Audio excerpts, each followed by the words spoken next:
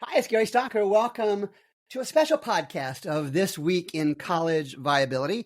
It is our first panel discussion, and it's on a topic that may come streaking into our higher education vocabulary this fall, and the streaking phrase may be federal bailout. And the experts and visionaries that have joined me today are Joe Sallustion, who is with Sallustion and is well known for the EdUp podcast network. He was really the first I saw to suggest a federal bailout of colleges as a possibility. Joe, welcome. Thanks for having me, Gary, and it's great to see you. And I think I'm supposed to say that I love you, man. You're doing a great job out there. Never, ever practiced that one before. Sarah Holtan is the founder of High Level Leadership and is an Associate Dean of Arts and Sciences at Carroll University. And Sarah is one of the best podcast question askers in the business. Sarah, always a pleasure. Gary, I took that as a true compliment from you, and I hope I live up to that today. And looking forward to the conversation. Excellent. Dr. Ricardo Azziz, I looked at your bio, Ricardo, and there were 4,000 words describing what you do. And among your many, many gigs is you are the director of Center for Higher Education Mergers and Acquisitions and a principal at SPH Consulting Group. Ricardo has one book on higher education mergers and acquisition, and I believe has another book coming out soon. In my mind, the top higher education M&A guru in the country. Ricardo, you have busy days. I'm grateful you made time to join us. Gary, thank you for having me. And some would argue that I just have difficulty holding a job. So there you go. That's why it's a big resume. And Brian Rosenberg, Dr. Ryan Rosenberg, was the president at McAllister College in Minnesota, I think, for 21 years, Brian, something like that. He published a book late last year with what I think is the best title ever. And the title of that book, Whatever It Is, I'm Against It. Brian, how are you going to top that with your next book? Gary, I guess I'll go and watch some Marx Brothers movies and see if I can find another great Groucho quote. Maybe it'll be, I don't want to be a member of any club that would have me or something like that. And by the way, to the listeners, I will have full bios for all of our participants in the podcast show notes. And here's our warm-up question, and it's a biggie, and it's kind of the elephant in the room in addition to the podcast topic of bailouts. And it's fair, it's reasonable to say we have a FAFSA debacle, and we've had it for the better part of the year. And Brian, I'm going to go back to you. One private college closure per week. There's a downward trend in higher education. The FAFSA debacle, from your perspective, Dr. Rosenberg, best case and worst case scenario for this fall and maybe even next spring? Best case is I think we see some stabilization in college enrollments in the fall. There's some evidence that they're ticking up a little bit at community colleges after a long decline. And the decline in general enrollments at least seems to have slowed. So the best case would be that things are no worse than they are now. The worst case is what I suspect is more likely to happen, which is that the FAFSA debacle on top of all the other demographic and economic challenges is going to lead to some big enrollment and economic challenges at colleges that are already very, very challenged. And Sarah, you're living this day to day at Carroll University. Best case and worst case from the FAFSA debacle in your mind? The best case is that colleges will actually use this as an opportunity to be innovative and reduce their dependency on the timelines set by FAFSA previously. So using this as just a springboard for how are we going to serve our students, even with timeline troubles. However, we still need the money. So I predict that many colleges will still be closing due to this lower enrollment. As Brian mentioned just now, I do see that there are some winners in this. And I think community colleges, technical college, vocational colleges might see an uptick in enrollment. The worst case is what we're all worried about is that people who need the most federal aid will be the ones most vulnerable and most effective.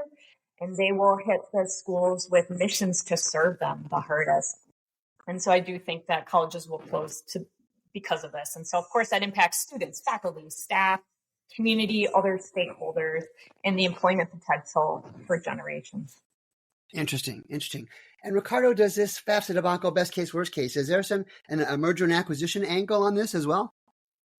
Well, I think, one of the things that we need to remember is that smaller colleges actually tend to be much more dependent on, say, Pell Grant recipients, right? So about 60, in our analysis, about 60-odd% of smaller colleges, less than 1,000 students, will be dependent on or have these students in their enrollment relative to maybe 30% or so for larger colleges, maybe over 20,000 students. So this is going to impact smaller colleges more. It's another nail in the coffin, if you would. So this is going to be a major test.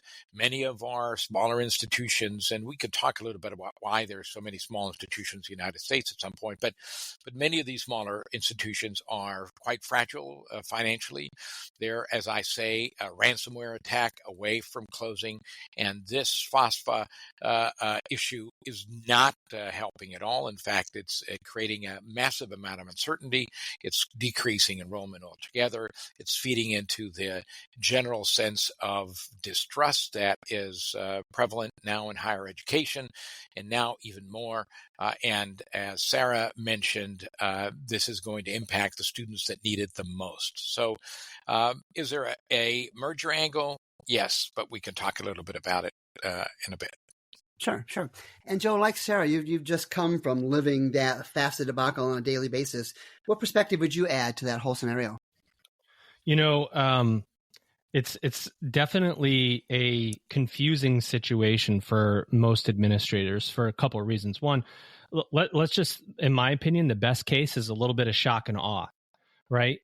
We are so beholden in most universities to the standard term.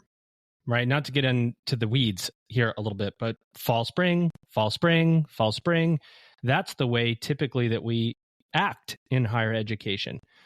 So those small colleges that Ricardo is talking about, a lot of them are on that standard term calendar.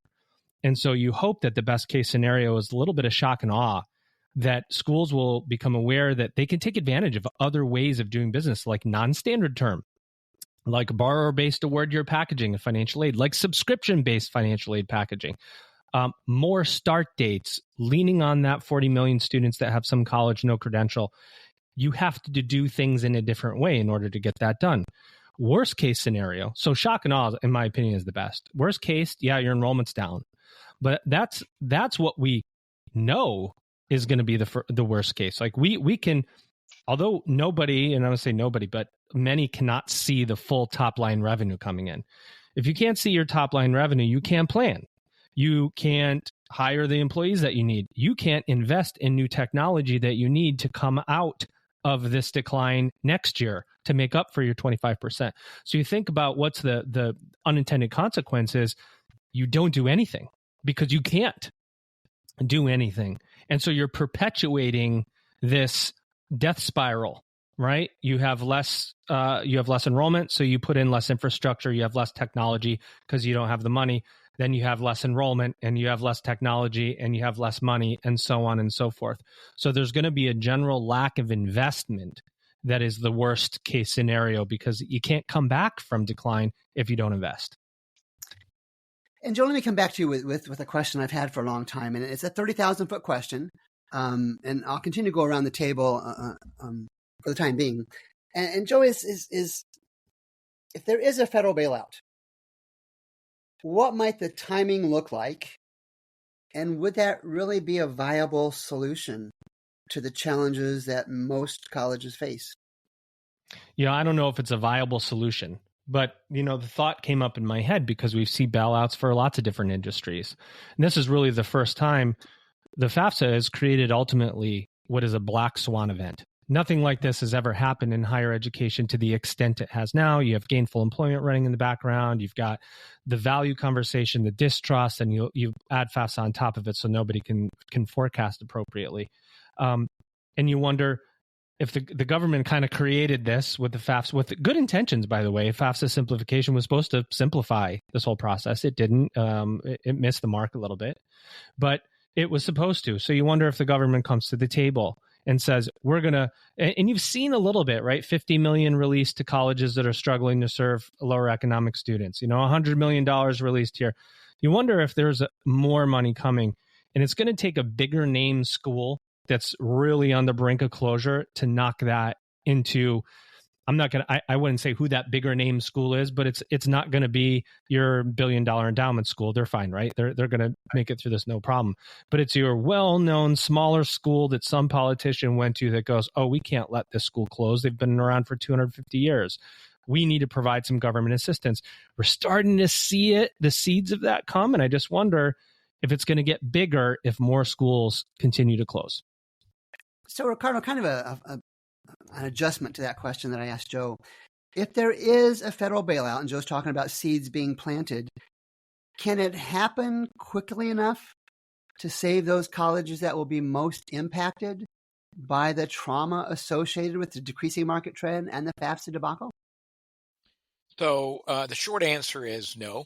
The longer answer is I'm not quite sure, and this is something that I think hopefully our podcast today and conversation will show us.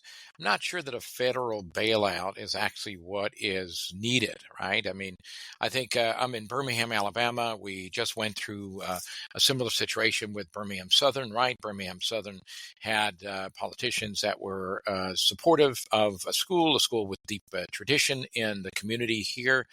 And a school that was able to get their legislators to approve a sort of package for troubled schools that seemed to be very directed to them, right? It seemed to be, ready-made for them. But the problem was that actually, in the end, when the state treasurer looked at the numbers, right, and appropriately said, is this good use of taxpayers' dollars, right? That turned out to not be the case. And I think we have to always remember, put ourselves, as higher education leaders, we often lose sight of the fact that there is actually another constituency, right? I've had the honor of working with governor's office directly. And what we always have to remember is that higher education is extraordinarily important. I think education is so important to moving a population forward. But there's also other needs, right? There's roads and healthcare and infrastructure and so on and so forth, right? And all of those require funding. So the question really will be, is a federal bailout actually the best use of a federal dollars paid by taxpayers to support many, many small colleges in our nation? And that's a discussion that hopefully this podcast will continue to talk about. But the question that I would answer if I were a federal employee is probably not. Yeah, interesting. I'm going to kind of change the question a little bit for both Sarah and Dr. Rosenberg. And of course, we're in the political season. And Sarah, knowing that there is a presidential election and all that goes with it this fall, do you think that impedes or speeds up the possibilities of any potential federal bailout? I think it'll make the general population nervous. People always pull back during presidential years for making big decisions, especially big funding decisions. So I think it could make us really nervous and not want to take any action. And I want to play off something that Ricardo said, and he was kind of hinting at, is bailout the right solution here? I'm going to say yes, but under certain conditions, and not even framing it as a bailout, because we've really used that previously more or less for for-profit companies. But I would like to call it as more of a relief fund, right? The government sort of put us all in this quandary. So if they put us in this quandary, they really should be part of the solution. So I would like to see us have some sort of relief fund for colleges, but I don't think it should be automatic. I think there can be conditions that you put into place. I think schools that would like to apply for funding should have to demonstrate that the FAFSA delays was the actual cause of any financial struggles and lower enrollment. You can't say I need to use this funding for just general operations because we were struggling no matter what. I wouldn't want to see our taxpayer money go that way. So within certain conditions, I would like to see it happen because we've met the threshold for a bailout anyway, right? Yeah. this many colleges start to fail, there's going to be widespread damage to our entire economy. This doesn't affect a very tiny portion of people or one small industry. This is widespread, and that's the threshold for a bailout anyway. And Brian, I'm guessing as president at Macalester College in Minnesota for all those years, you dealt with the occasional politician, right? I did, yes. And the same question that I asked Sarah is the fact that this is a political season, does that increase the odds or decrease the odds that a federal government bailout or relief fund that Sarah described is likely or not? I'm not sure it's going to have a great effect one way or the other. To the extent that it does, I think it would be negative. And that's simply because I don't think higher education is particularly popular now with any constituency. I think that for a long time, as we know, Republicans have been getting more and more negative about higher education. And now with the protests that have gone on and the increasing cost of higher education, approval rates among Democrats are going down. And so about the only thing that the left and the right have in common is that they don't like higher education very much right now. So I don't think there's a big win for either party or for either presidential candidate in saying we're going to do something for colleges, as opposed to say what Biden is trying to do with the forgiveness of student loans, which is a whole separate issue. Just on the subject of bailouts, I just don't see it. Bailout, to pick up on Joe's comment, a bailout is meant to be a response to a kind of black swan situation, a particularly disruptive event, at the end of which you expect the business to get back to some sort of viability. I think a bailout would be a Band-Aid, and at the end of the time when the bailout runs out, much like the end of the COVID funding, we'd be right back exactly where we are. So I don't see it as any kind of a appropriate solution. And then to pick up on Ricardo's comment, to be totally honest, if I were a legislator and I were looking at issues like healthcare, pre-K education, K through 12 education, honestly, I'm not sure that I would put higher education at the top of a list when compared to all of the other needs in our country. So I don't think it would be particularly effective, and I don't think it would necessarily rise to the top of the list of federal priorities. So, Brian, a question specifically for you, and if any of the other panelists want to jump in, let's change this bailout role from a federal perspective to a state perspective. And for example, the state of Minnesota is where you were for all those years. Is there a role that you think maybe state governments should play in supporting either their state's public and or private colleges? It's easy to point to the fact that in general, state funding has gone down for public institutions, and that's not a good thing. The problem is that there are so many demands now on a state budget that it's not simply a matter of adding money to one pot. It's a question of what pot you're going to take the money out of or whether you're going to raise taxes. If it were up to me, I would tax people particularly affluent people at a higher level so that we could pay for all of these essential social services, healthcare, pre-K, K through 12, higher ed. But if we're just talking about moving around money in the existing pots, the fastest growth in expenditures in the state of Minnesota has been on healthcare. And so, yes, higher education support has gone down. K through 12 support has gone down. Healthcare has eaten up a larger and larger percentage of the state budget. And unless we fix our healthcare system, that's not going to change. So I'd love for states to do more, but I'd love them to do it by bringing in more revenue, by increasing taxes. And that, too, is unlikely to happen in a heated political season. Yeah. And Ricardo, state governments, do they have a role in supporting financially challenged public and or private colleges? I mean, I think they do, and in fact, we've been arguing that for some time. I mean, very clearly, a college is a major economic engine locally. I mean, I think we've all talked about it. Sarah mentioned it. I mean, this is not just about a college, right, or tradition, or heritage, or alumni. This is about, an employer that often is the largest employer in that small rural town, right? So I think it's important that states think about this. But the question is really, is this a matter of the states infusing more money. Well, if you know, and we have the privilege of working with lots of colleges as we do consulting, and what you often find is that even if you got a big lump sum of X amount of millions of dollars, that's not going to put you over the edge and into solvency for a long period of time, right?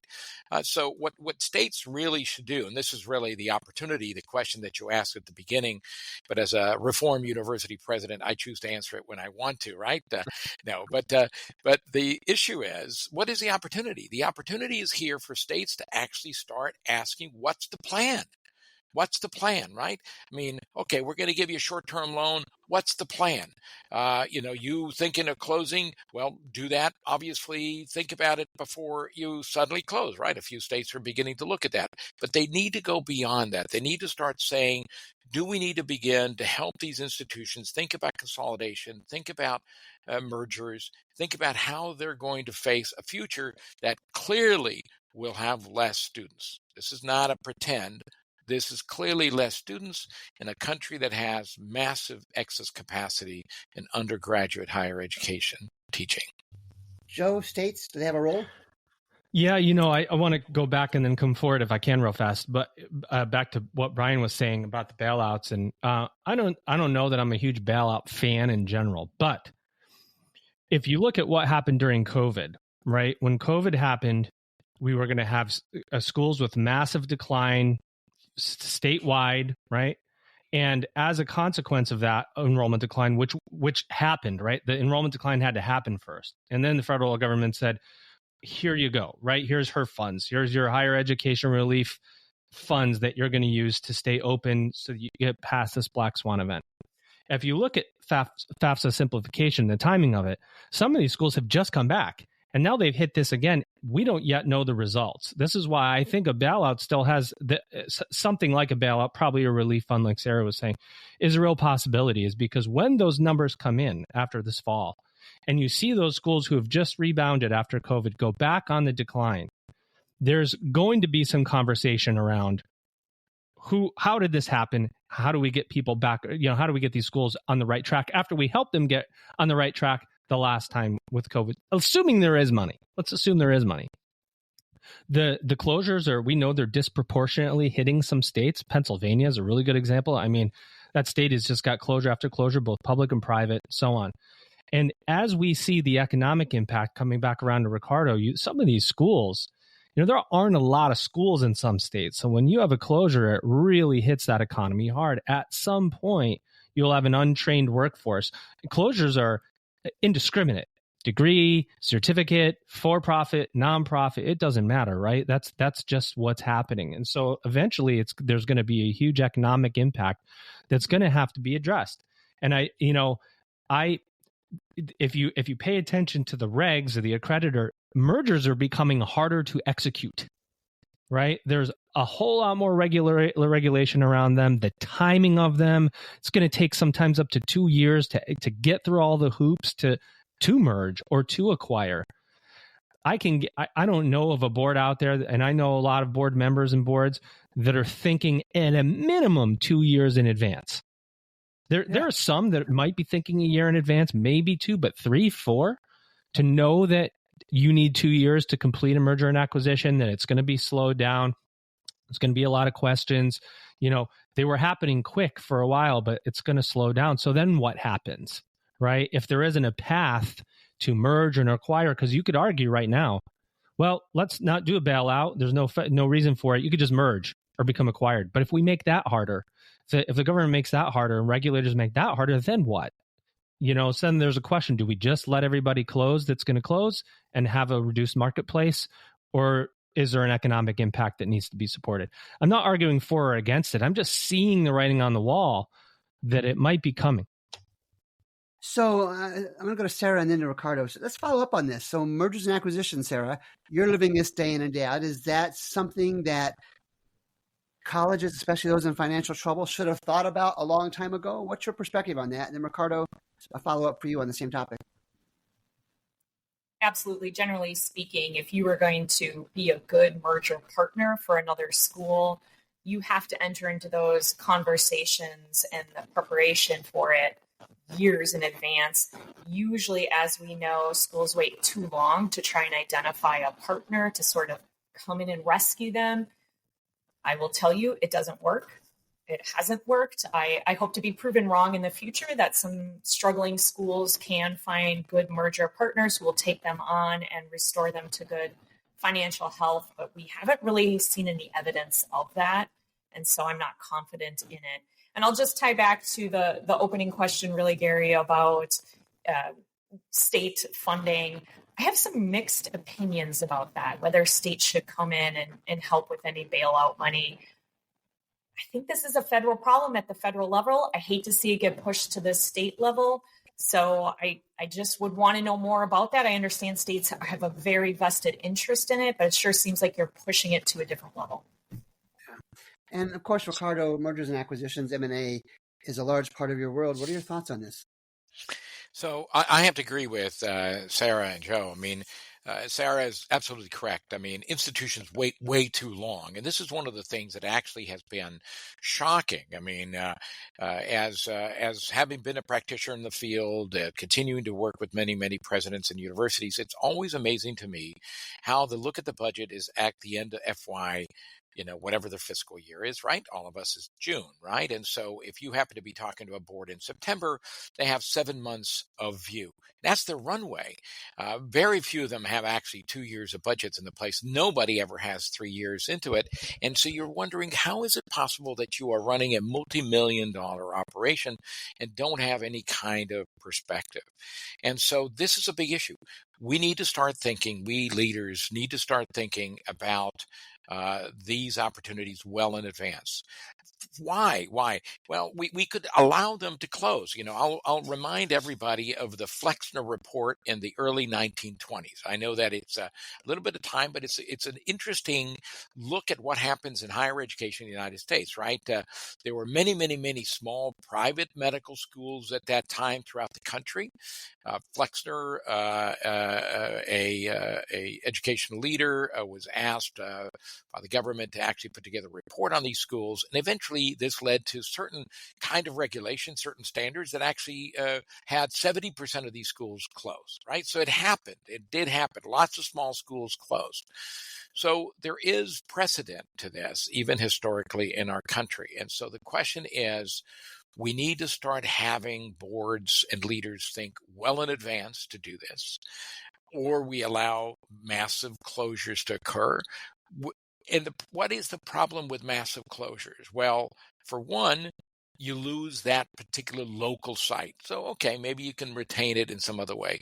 Two, you basically lose heritage and history. Well, maybe that's terrible, but at least you do lose that. So it's any option that you can work on rather than closure will be, in many cases, not all cases, not every institution should remain open, but in many cases, a better alternative. So, Brian, most recently a college president, it sounds like the theme here from the other three panelists is colleges need to look at a longer lead time to look at finances and much else. Is that realistic in today's world or not?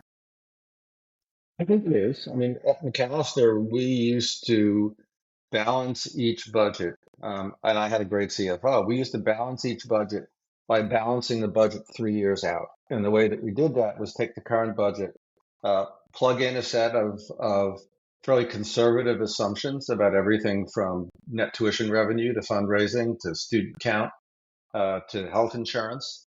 And we'd say, all right, the budget doesn't have to just balance this year. It has to balance 3 years from now. And so if we had to cut something, we would cut it not when we hit a crisis, but 2 years before we hit a potential crisis. It is certainly doable. Of course, all these numbers are projections, but it's possible to make reasonably educated projections. I have seen some schools that are budgeting 3-4 years out. The problem is that they look at the numbers and the magical thinking starts. Well, we'll just market ourselves better, or we'll tell our story better, or we'll start a new online program and it'll bring in X dollars.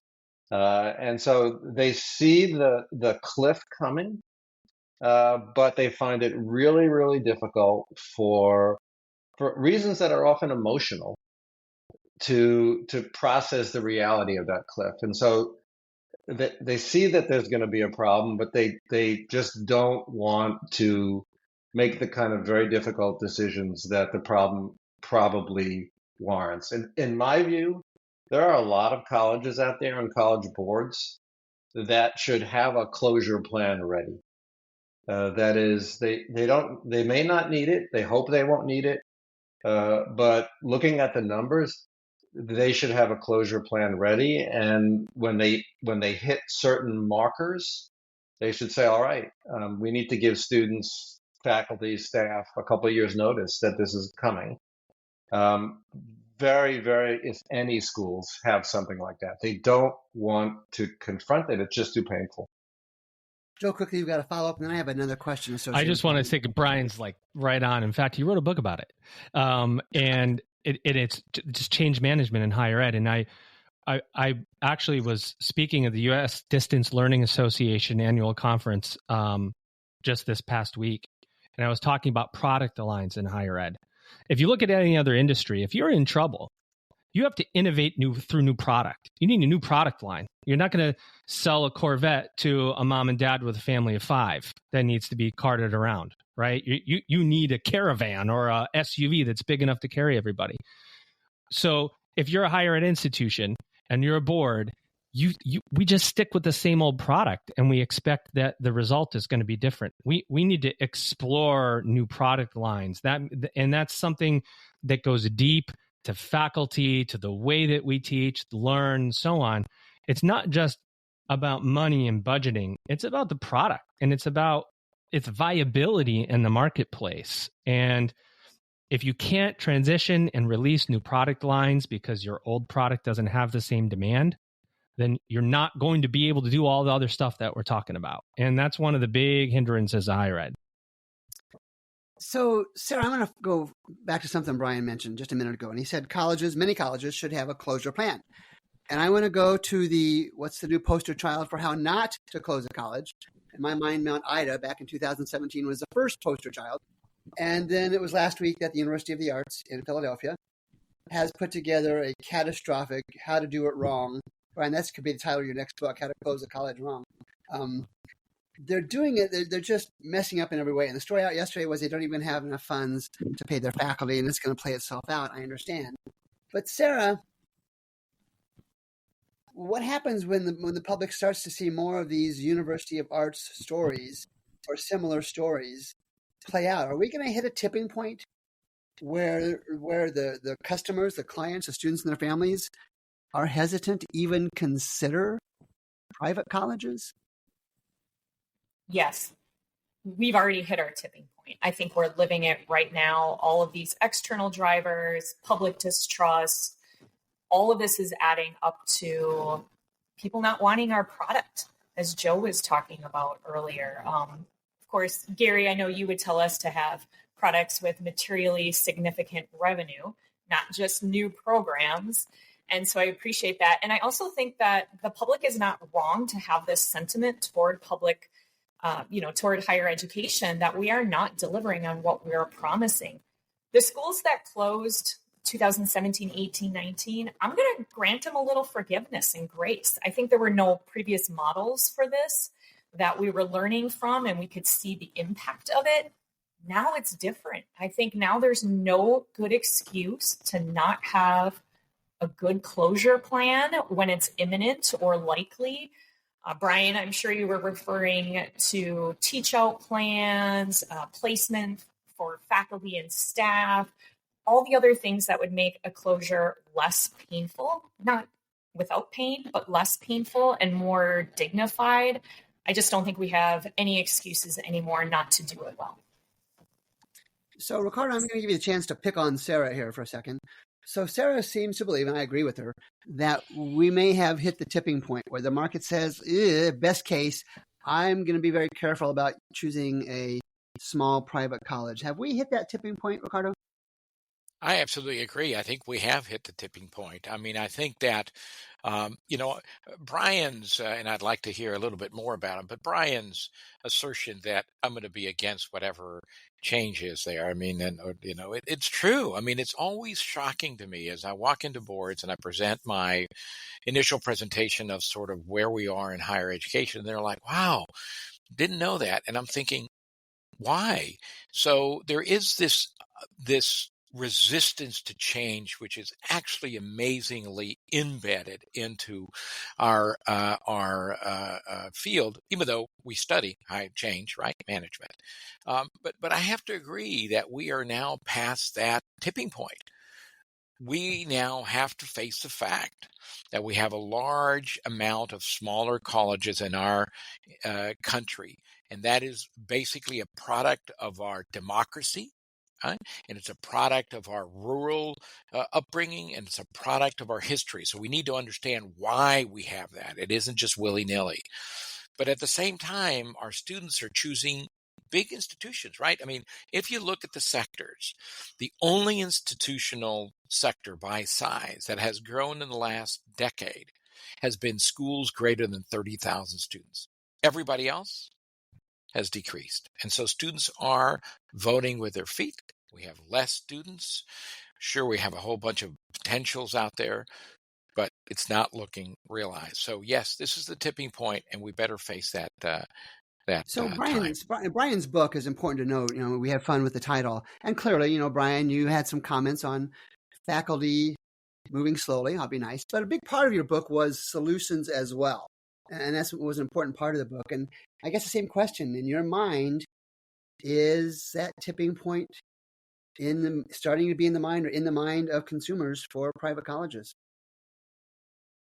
Well, you know, if by tipping point we mean that the supply and demand have to right-size themselves, yes. I mean, you know, there's something that economists call Stein's law, which is that if it's impossible for something to go on forever, it won't. The reality right now is that there are just a lot more seats than there are students, particularly in that 18 to 22-year-old demographic.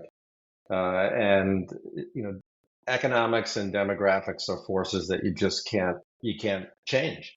And so schools are going to be closing, and the market's going to have to right-size itself. And I do agree that the ones that are most likely to close, most vulnerable, tend to be small, private, rural institutions. So we are seeing a non-trivial number of sort of rural, smaller public institutions that are also closing or facing dramatic revenue shortfalls. So I do think you know, if that's the tipping point, we have certainly reached it. You know, to your point about what you can do about it, you know, I think we probably all agree on this call that colleges simply need to rethink the product that they offer. You know, the advice that I'm trying to give to colleges right now, I'm trying to get them to emphasize three things. One is to pilot and test new ideas. Faculty meetings are where good ideas go to die. The last place you want to bring up a new idea is at a faculty meeting. Find the smart people, give them an opportunity to pilot and test.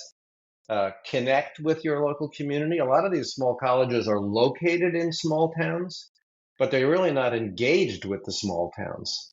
You know, the reality is that the curriculum of a college in Western Massachusetts, Western Virginia, and Northern California should not look exactly the same, and they do. And then more experiential learning. Get out, break down the literal and figurative walls between the college and the community. Colleges that do that have some chance to turn it around. Colleges that continue to do what they're doing in these markets are probably going to, over the next few years, go away in larger numbers than we'd like to see. And Ricardo, I'm coming to you in a second, but Joe, a follow-up for you. You're just coming out of a role as an admissions leader in a mid-sized private college. Tipping point hit, yes or no? I would say not quite yet. And the reason I say that is because the average consumer, and I'm thinking about somebody in my family that I was guiding her through her child's university choice, had no idea what was going on in higher education for the most part. Yeah, I see the news here and there, still looking at the same schools. And I'm going, no, don't look at that one. I know a little bit about that one or this one. So, I think that's why not to do the plugging here, but the college viability app is so important for families to be able to look at a school and say, like, how is it doing? So I'm not so sure the average consumer that is still looking at college is going, ooh, not a small college. However, I think to Ricardo's point, staying closer to home, bigger is safer, is really easy math. Right? It's like, oh gosh, if I see all these colleges closing, I know the University of so-and-so is not going to close. And by the way, it's about 30 miles away from my house right now. So after this great year of FAFSA confusion, probably stay closer to home. So I think we're seeing that regional enrollment take place. I don't know if the tipping points happen quite yet. I think these small closures are going to happen a lot more often here in the next couple of months as schools really see that revenue line come in. And I think it's going to be a lot more public, a lot more frequent, and it's still to come, in my opinion. And Ricardo, you had a follow-up. No, as Joe, Brian, and Sarah have mentioned, and you actually brought it up, I mean, universities, higher education in general has to reinvent itself and its product, right? The needs are changing, the way our students want to learn change, and so on and so forth. We don't need to get into that today. But what happens, and of course Brian documented very well, is there a massive resistance to this, right? I mean, I always joke, our president's joke, that the best way to kill a project is to actually assign a faculty committee to it, because then it'll die in committee. But having said that, I also think it's really important that we recognize that the word transformation has been bandied around a lot, and I'm very leery of it, right? Everybody is transforming. In fact, every single school you talk to, whether they're about to close, whether they're fragile, whether they're growing, are transforming, and you talk about it. And I think really we have to be careful about this word, because it isn't just starting a new course, because what happens is you add a new course and then you forget to actually close the ones that are underperforming, right? It isn't just about a new online offering. It's not just about a new logo. Transformation is a much different topic, and I'm afraid we are abusing that term to the detriment of people who are watching. Yeah. And I'm going to go one more trip around our virtual table here. And Sarah, I'm going to start with you. I'm going to give you a comment. It's going to be the same comment for all four. And I just like your thoughts on this. So the comment is a bailout, whether it happens or not, but a federal bailout might create a moral hazard where colleges start to rely on the expectation of government support instead of managing finances responsibly. Sarah, care to comment on that? Gary, to live up to my reputation, I actually have to question how the phrasing implies that the government didn't cause the FAFSA issues. So I think that colleges relying on this money was money they already had as a probably built-in entitlement. And I think what really the question comes down to for me is that you're pitting two morals against each other. You're saying which is a greater moral imperative? Is it to protect students and also society? Or is it to enable financial dependency of colleges? And I think in my mind, we have a greater moral imperative to protect students and society. Interesting. Joe? I was going to say, can you pick on somebody else to follow Sarah? Besides, that was quite the response, Sarah. Very nice. Yeah. That's such a tough question. I'm glad Sarah was so articulate with her response. I still do think no matter what happens, I think if you go back in time and COVID never happened, you still had schools that were on their way to close. Just because of all the things that we talked about, the model's not changing. We've been talking about this. Many have been talking about this since the for-profits started closing in 2011, 12, 13. Now you fast forward 18, 19, and you go, wow, schools are in trouble. And then COVID hits, and then there's some that close, and then there's some money that comes in. So I think in my mind, the financial situations have to be addressed that there is a fiduciary responsibility of a board to act in the best interest of the students without federal money. And oftentimes, more often than not, when you think about what incentive does a board have to even go through and look at a merger and acquisition, the answer is none. Unless they're helping the students, they feel some moral obligation to help the students in that way. Otherwise, do you want to be the one that killed the university name, or you just let it close and find some other reason? So this incentive is not there until it is, or until we figure out some way to fix the financial situation and adjust the model. The federal funds coming in will be $5 bills being thrown out the window over time. So, Brian, moral hazard. This fall, this spring, would there be a moral hazard attached to a federal bailout? Gary, I'm not sure if it's a moral hazard. I do think we have evidence that once colleges get into bad budgetary habits, it's very hard for them to get out of them. And the example I would use I'd go back to the Great Recession. What a lot of colleges did when the recession hit was increase their endowment draws, those colleges that had endowments. So they went from 5% to 6 or 7 or 8%. And what happened is that became the new normal. So a lot of those colleges never went back to a 5% draw. And so they're still building their budgets 10 or 15 years later around draws in the endowment that are financially irresponsible. And I worry that if, in fact, colleges begin to build their budgets around the assumption of a federal bailout, if they get into real trouble, that will become the assumption that that's the new normal, and they won't do the things necessary either to cut expenses or to generate new revenue. The other point I'd make, without trying to downplay the significance of what's happened with the FAFSA, it is significant. But my view is if any school that's one bad admissions year away from closure is probably going to close. It means they don't have cash reserves. It means they don't have much of an endowment. It means they're probably spending too much relative to their revenue. And so will it accelerate closures of some of these schools? Yes. But if you are there's a difference between having to do some belt tightening and closing. If the FAFSA situation will cause you to close, you're probably going to close anyway within the next few years. Interesting. Ricardo, take us home. What do you think? Well, I'm glad I'm following Brian, so I can say absolutely, fully agree.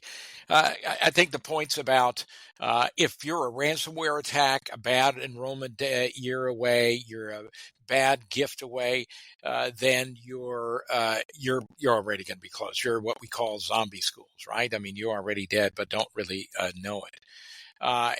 And in answer to your question, is this a moral hazard? I'm also going to say, I don't know about the moral part, but I'm going to put my hat on as a higher education leader and say, absolutely, I want more money.